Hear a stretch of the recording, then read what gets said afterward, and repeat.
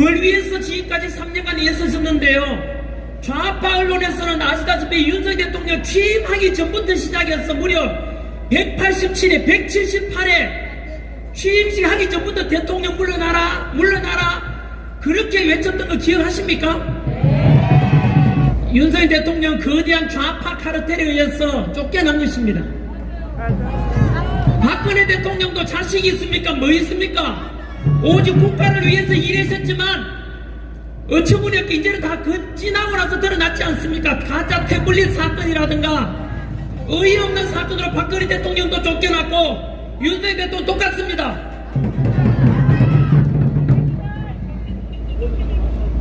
여러분, 하지만 제가 윤석열 대통령께 그래도 대통령이 감사합니다라고 전해드렸고 대통령께서는 그래도 우리에게 많은 걸 남기고 갔고 그래서 사저로 가시는 날도 정확히 표현했지 않습니까? 나는 이기고 돌아왔다고. 그것이 무엇이겠습니까?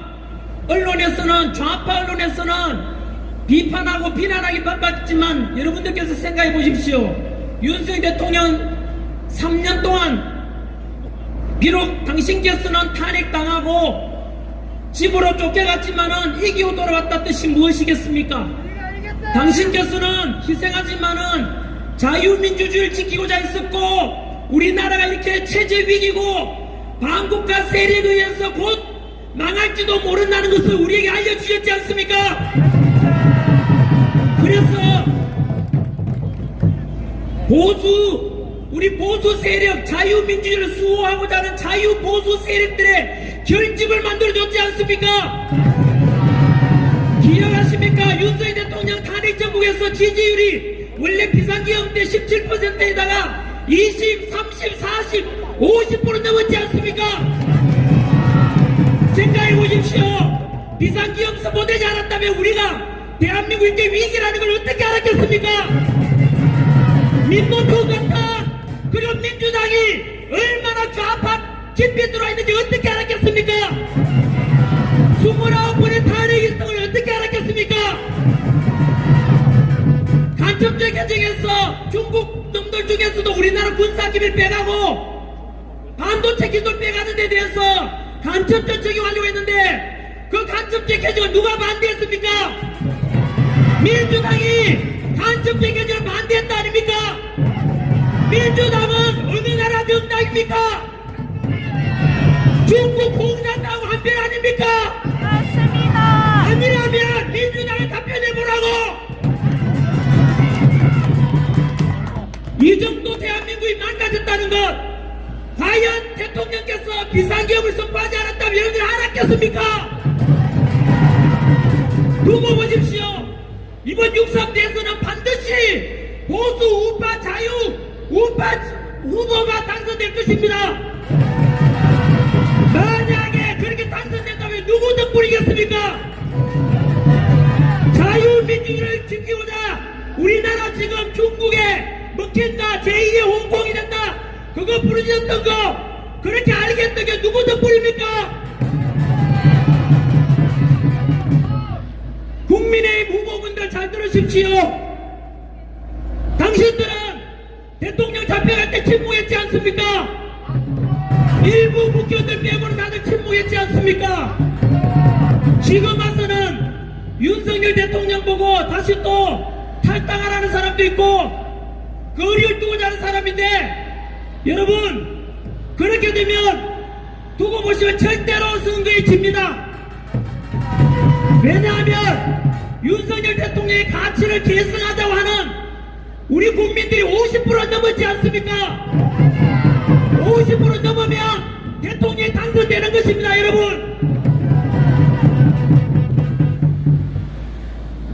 그래서 지금 4월 4일날 제가 대통령 헌법재판소 선고되는 4월 4일날 이런 말씀을 드렸습니다. 싸움에는 졌지만 전쟁에는 꼭 이기자. 그리고 위기라는 말 속에는 두 가지 뜻이 합성되어 있지 않습니까? 대한민국은 지금 정치적으로 위기고 경제적으로도 위기고 사회적으로도 너무나 심한 위기입니다. 하지만 다가오는 희망이 우리 하나 있다. 6월 3일날 반드시 대통령 선거에서 보수 우파 윤석열 대통령의 가치를 계승하는 후보가 당선이 반드시 돼야만 한다. 당선되면은 윤석열 대통령 내란죄도 무죄가 될 겁니다. 그렇지 않으면은 어떤 명분을 세워서라도 대통령을 잡아 넣으려고 할 겁니다. 여러분, 이미 민주당으로부터 정치 보복이 시작됐다는 거 알고 계십니까? 오늘 뉴스 봤습니까? 김건희 여사님 도이치모터스 사건 다시 또 수사 들어간다고 합니다. 그 사건이 여러분 언제 일어났던 일인지 아십니까? 문재인 정부 때 일어났던 사건이에요.